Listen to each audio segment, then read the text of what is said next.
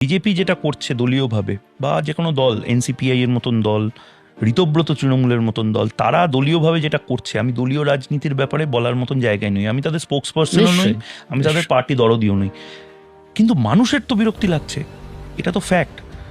যে যে সায়নী ঘোষ একটা সময় কুৎসিত ভাষায় দেশের স্বরাষ্ট্রমন্ত্রী বা মুখ্যমন্ত্রীকে অপমান করেছিলেন, তারা যে একটু একটু করে নিজেদের স্টান্স বদলাচ্ছেন, সাধারণ মানুষ তো ভালোভাবে নিচ্ছে না।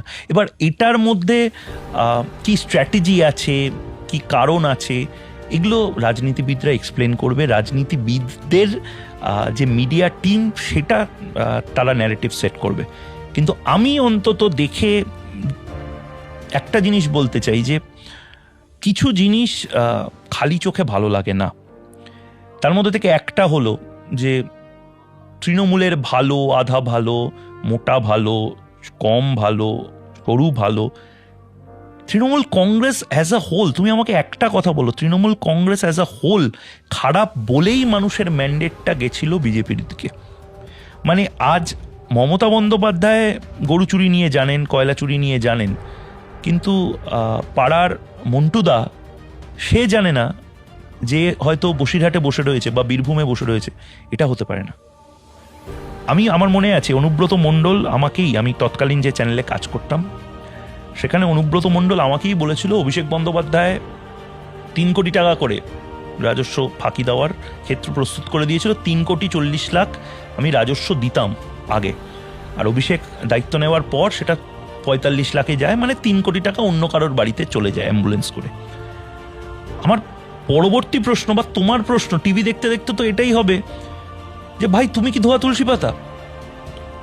আমার অভিষেক বন্দ্যোপাধ্যায় বন্ধু নয়, জামাই নয়, ভাইপো নয়, অভিষেক বন্দ্যোপাধ্যায় খারাপ, কিন্তু অনুব্রত মণ্ডলও তো ভালো হতে পারে না, বা হঠাৎ করে ভালো হয়ে গেল, জানে না যে গরু চুরি, কয়লা চুরির টাকাটা কোথায় যাচ্ছে, এটা তো হতে পারে না। আইএসএফ থেকে দাঁড়াবো আপনি যে নওশাদ সিদ্দিকী যদি সোশ্যাল মিডিয়া বলছে যে ময়ূখ এবার কোথায় প্রার্থী হবেন? হ্যাঁ প্রার্থী হবেন বসিরহাটে, নন্দীগ্রামে, নাকি রাজ্যসভায় কোয়েলের ছেড়ে দেওয়া আসনে। আইএসএফ থেকে দাঁড়াবো আপনি যে নওশাদ সিদ্দিকী যদি আমাকে বলে, কি বল, আসাদুদ্দিন ওয়াইসি যদি। তবে কি ময়ূখ রঞ্জন ঘোষ এবার সরাসরি বিজেপিতে যোগদান করতে চলেছে? এবার কি ময়ূখ রঞ্জন ঘোষ রিপাবলিক টিভি ছেড়ে, অলরেডি তো ছেড়েই দিয়েছে, রিপাবলিক টিভি ছাড়ার পর এবার কি নন্দীগ্রামের প্রার্থী হতে চলেছে বিজেপি থেকে? এই প্রশ্নটা কিন্তু অনেকদিন ধরেই ঘোরাফেরা করছে যে ময়ূখ রঞ্জন ঘোষ কোথায় যাবে এবার, রিপাবলিক টিভি ছেড়ে দেওয়ার পর কোথায় যাবে এবার। যে ময়ূখ রঞ্জন ঘোষের কথা শুনলে মমতা বন্দ্যোপাধ্যায় রেগে যেতেন, খেপে যেতেন, যে ময়ূখ রঞ্জনের ঘোষের কথা শুনলে অভিষেক বন্দ্যোপাধ্যায় মিডিয়াকে বাইট দিতে ভয় পেতেন, তৃণমূল কংগ্রেসের আমলে, তৃণমূল কংগ্রেস ক্ষমতাতে থাকাকালীন এই ময়ূখ রঞ্জন ঘোষ চোখে চোখ রেখে অভিষেক বন্দ্যোপাধ্যায়ের, মমতা বন্দ্যোপাধ্যায়ের প্রশ্ন করেছে, ভুলটাকে ভুল বলেছে, সঠিকটাকে সঠিক বলেছে। সেই ময়ূখ রঞ্জন ঘোষ হঠাৎ করে রিপাবলিক বাংলা ছেড়ে দিলে কেন, ছেড়ে দিলেন কেন, এই প্রশ্নটা সবারই মনে ঘোরাফেরা করছে। তাহলে কি সে পলিটিক্স জয়েন করতে চলেছে? নন্দীগ্রামের উপনির্বাচন রয়েছে সামনে, দুটো জায়গায় উপনির্বাচন হবে, একটা হচ্ছে রেজিনগর আর একটা হচ্ছে নন্দীগ্রাম। শুভেন্দু অধিকারী দুটো জায়গা থেকে দাঁড়িয়েছিলেন, একটা ভবানীপুর, একটা নন্দীগ্রাম। নন্দীগ্রামে জিতেছে, ভবানীপুরে জিতেছে, ভবানীপুরটাকে রেখেছেন, নন্দীগ্রামটাকে ছাড়তে হয়েছে। সেম হুমায়ুন কবিরের দুটো জায়গা থেকে জিতেছিলেন, একটা ভরতপুর আর একটা রেজিনগর। ভরতপুরটা আই থিঙ্ক ভরতপুরটা রেখেছে আর রেজিনগরটা ছেড়ে দিয়েছে, সেখানে তার ছেলেকে দাঁড় করেছে। তো এই দুটো জায়গায় উপনির্বাচন হতে চলেছে। এই উপনির্বাচনে নন্দীগ্রামের প্রার্থী কি তাহলে এই ময়ূখ রঞ্জন ঘোষ হতে চলেছে? তার জন্যই কি সে রিপাবলিক বাংলা ছেড়ে দিলেন? যে রিপাবলিক বাংলা পশ্চিম বাংলার মানুষ প্রত্যেকটা মিনিটে, প্রত্যেকটা সেকেন্ডে দেখতো, সেই রিপাবলিক বাংলা কি এবার ছেড়ে দিলেন ময়ূখ রঞ্জন ঘোষ? হঠাৎ কেন ছাড়লেন? সে তাহলে নন্দীগ্রামের প্রার্থী হচ্ছে নিশ্চয়, এই নিয়ে প্রত্যেকের মনে প্রশ্ন ঘোরাফেরা করছে। কেন এত টিআরপি, এত মানুষের উচ্ছ্বাস রিপাবলিক বাংলা দেখার জন্য, সেই সময়তে দাঁড়িয়ে কেন ছেড়ে দিলেন?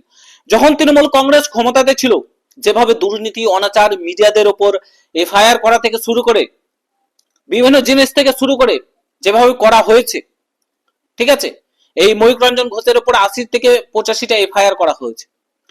তো স্ট্রাগল পিরিয়ডে যখন বিজেপির হাত ধরেছিল,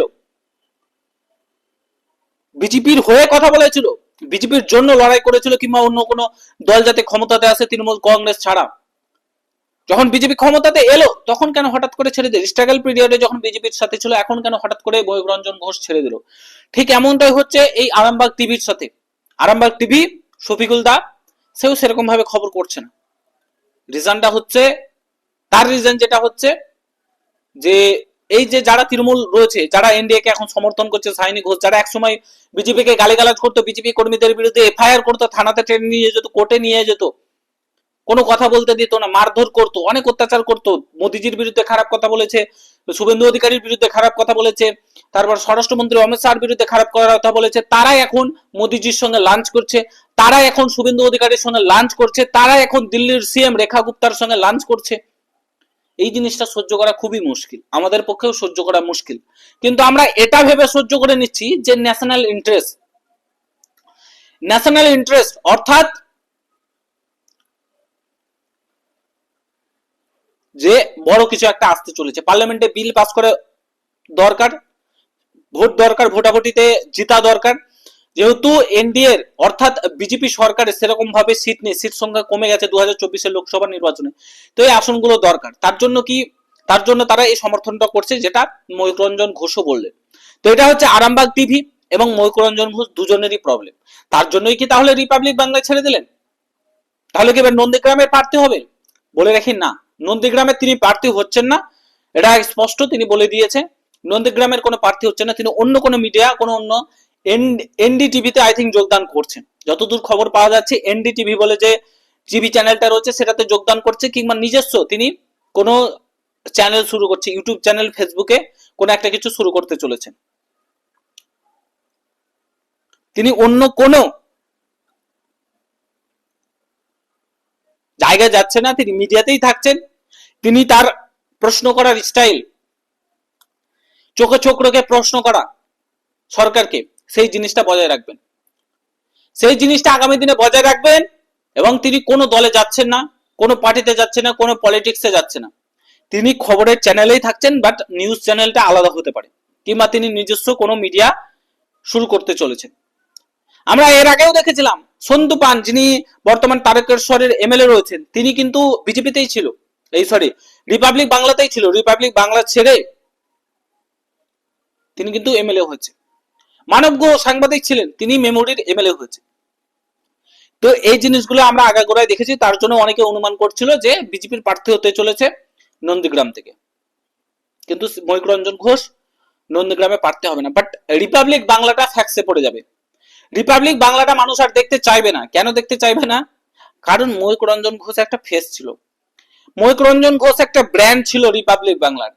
জানি না কি কারণে, কি কষ্টিত কারণে, কিসের জন্য হঠাৎ করে সে ছেড়ে দিল সেটা আমরা জানি না, বাট খারাপ লাগছে যে রিপাবলিক বাংলাকে আমরা দেখে এসেছি চোখে চোখ রেখে লড়াই করতে, মমতা বন্দ্যোপাধ্যায়ের দুর্নীতির বিরুদ্ধে লড়াই করতে, মমতা বন্দ্যোপাধ্যায়ের বিরুদ্ধে, তৃণমূল কংগ্রেসের দুর্নীতির বিরুদ্ধে লড়াই করতে, সেই দলটা, সেই চ্যানেলটা হঠাৎ করে ছেড়ে দেওয়াটা মানে সত্যি ভাবার বিষয়, ভাবনার বিষয়। তা আগামী দিনে খুব শীঘ্রই আমরা ময়ূররঞ্জন ঘোষকে দেখতে পাবো, টিভির পর্দাতেও দেখতে পারি, কিংবা চ্যানেলেও দেখতে পারি, এটা খুব তাড়াতাড়ি আমরা সেটা দেখতে পারি। বাকিটা আপনাদের মতামত তো জানাবেনই। ময়ূররঞ্জন ঘোষের এই স্টেপটা নিয়ে তিনি ঠিক করেছেন না ভুল করেছেন, অবশ্যই আপনারা কমেন্ট বক্সে জানাবেন যে তিনি আদৌ ঠিক কাজ করলেন রিপাবলিক বাংলা ছেড়ে, কিংবা কেনই বা ছাড়লেন। আপনাদের যদি জানা থাকে অবশ্যই কমেন্ট বক্সে জানাবেন। তো ভিডিওটা প্রচুর শেয়ার করবেন চ্যানেলে। আর এমনিতে ময়ূররঞ্জন ঘোষ রিপাবলিক ছাড়া মাত্রই টিআরপি কমতে শুরু করেছে রিপাবলিক বাংলার, কারণ ময়ূররঞ্জন ঘোষ একটা ব্র্যান্ড ছিল, তাদেরকে দেখতো মানুষ। তো বাকিটা আপনাদের মতামত কমেন্ট বক্সে জানাবেন, ভিডিওটা শেয়ার করবেন, চ্যানেলে নতুন হলে অবশ্যই সাবস্ক্রাইব করে যাবেন। দেখার জন্য কোনো ভিডিওতে ভালো থাকবেন, সুস্থ থাকবেন, গুড বাই, জয় হিন্দ, বন্দে মাতরম, জয় সিয়ারাম।